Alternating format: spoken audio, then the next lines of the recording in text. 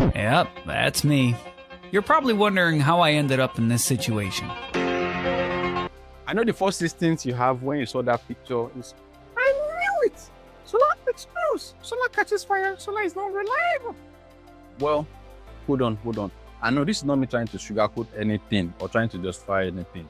What happened at that site is very dangerous. You have taken a home, you have taken a life. But what actually happened started as a result of small, overlooked component for a cheap BMS, battery management system.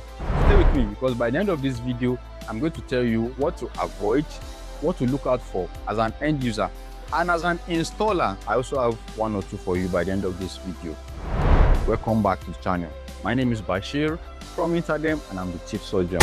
Today we are going to talk about something that doesn't get much attention as it should in solar and inverter community, battery management system, and why using an incorrect one is very dangerous for your power setup.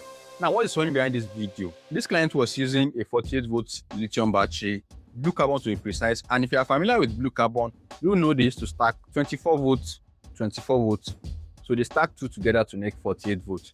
So the battery had issue, and rather than sending it back to the service center for whatever reason, I don't know, they didn't. So they decided to improvise and use 24 volts out of the 48 volts. And they slap in a BMS. No brand, no certification, no documentation. They installed it and it was working fine until it wasn't. The BMS failed catastrophically.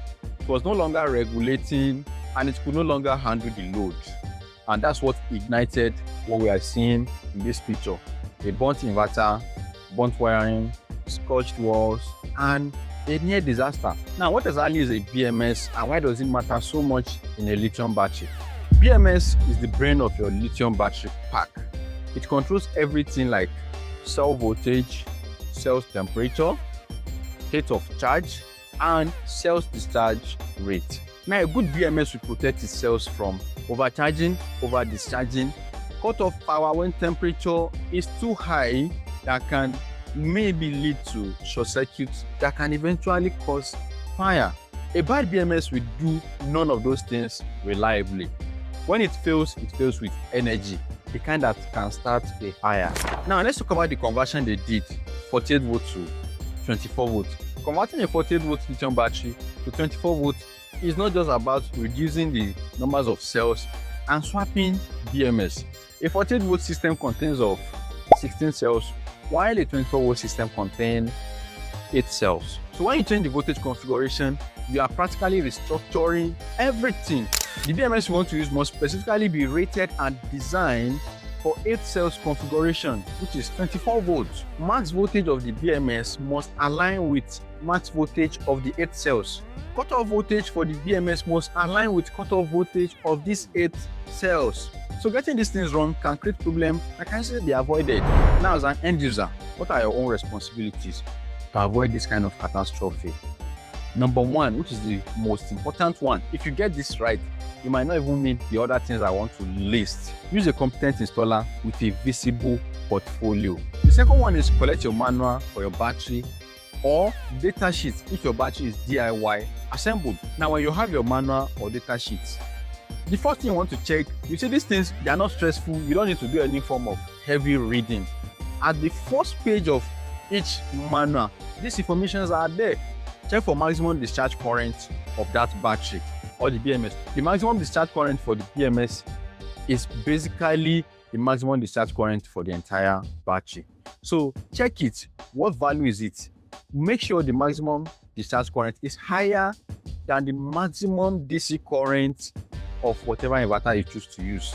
You see, why it needs to be higher is that if the maximum discharge current of your battery is 100 amps and the maximum discharge current of your inverter is 150 amps, the battery will not allow your inverter to work at full load, because once the inverter is trying to pull 150 amps, the battery that is capped at 100 amps will keep cutting off the supply, which creates unreasonable problems.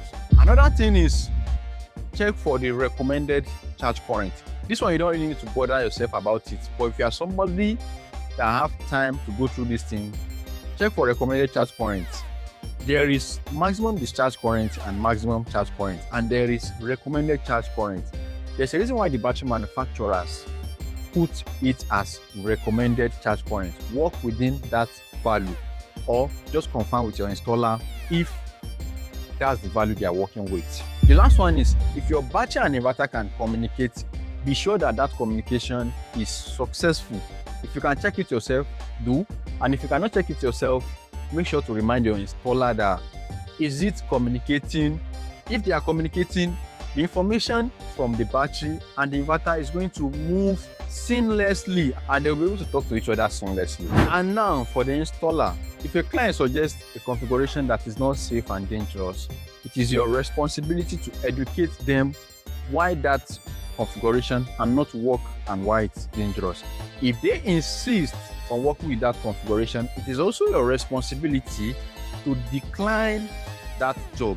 The worth of safety is way higher than your job fee. And also make sure you protect your name, because the installer of this one, they've said a lot of things, because I sold those products. They've said a lot of things about him. But if you must do it, I mean, if you must work with a BMS that has no brand, no documentation, whatever it is, which I'm not recommending, make sure you narrow down the configuration of your inverters, the bulk charge, float charge, the cutoff, the maximum charge current. If the battery is supposed to go to 27 volts at full charge, make sure that inverter is not charging it more than 26 volts. If the battery is supposed to cut off at 24 volts, make sure that inverter does not discharge the battery less than 25 volts. Yes, it will affect the lifespan of the battery, but at least it's not going to endanger lives or properties of the end users. You can do that till they can afford to go for the standard one. And again, I'm not recommending that. And amidst all this, I want to give kudos to that BMS. At least it tried to some extent, because while getting sacrificed and burnt, it didn't take along the battery cells.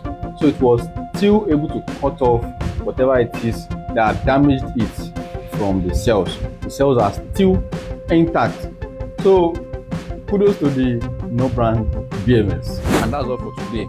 If you are new to the channel, consider to subscribe. Or you don't want to see me again, share it and hit the notification bell. See you next time.